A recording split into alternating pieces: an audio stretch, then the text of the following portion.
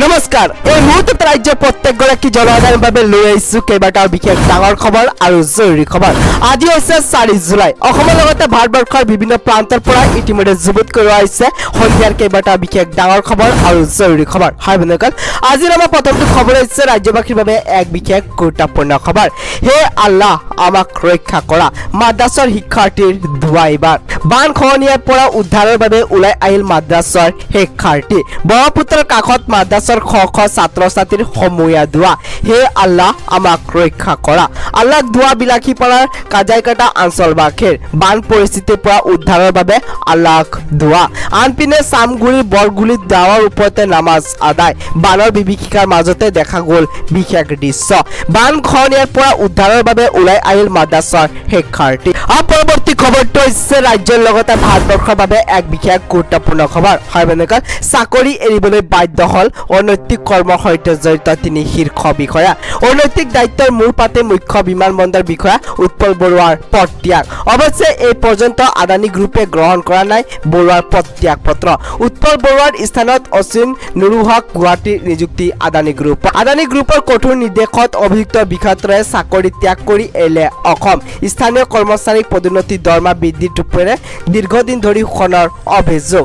এক ৰহস্যময় পৰিৱেশত হোটেলত এজন বিষয়া ধৰা পৰাৰ পিছতে সমগ্ৰ ঘটনাক্ৰম পোহৰলৈ আহে। আদানী গ্ৰুপৰ নিজাববীয়া তদন্তত বিষয়া 3জন দোষী প্ৰমাণিত। পদত্যাগ পত্ৰ প্ৰত্যাহাৰ কৰিবলৈ উৎপল বৰুৱাক স্থানীয় বিষয়া কৰ্মচাৰীৰ হেঁচা। বিমান পৰিবহণৰ ক্ষেত্ৰত শীৰ্ষ পদত থকা উৎপল বৰুৱাই আছিল প্ৰথম আৰু একমাত্ৰ অসমীয়া।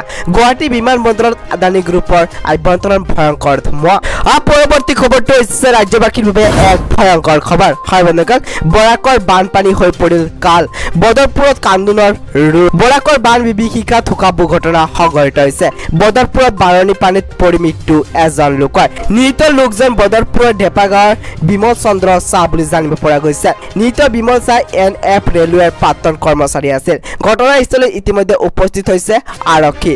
অঞ্চলজুৰি বিৰাজ কৰিছে শোকাকুল। পৰৱৰ্তী খবৰটো হৈছে ৰাজ্যৰ ৰাজনীতিৰ ক্ষেত্ৰত এক বিশেষ গুৰুত্বপূৰ্ণ খবৰ। হয় বন্ধুসকল, বন্ধু নহয় প্ৰতিদ্বন্দ্বী। বিজেপিৰ বিপৰীত স্থিত BJD। অৱশেষত বিজেপিৰে বন্ধুত্ব ছেদ কৰিলে বিজু জনতা দলে। ৰাজ্যসভাত বিজেপিৰ বিৰুদ্ধে থিয় দিলে দলটোৰ 9 সাংসদে। নিৰ্বাচনৰ পিছতে NDA এলায়েন্সৰ সৈতে হাত মিলালে নবীন পটনায়কৰ দলটোৱে। এসময়ৰ বন্ধু বিজেপিৰ প্ৰতি তীব্ৰ প্ৰত্যাহ্বান বিজু জনতা দলৰ।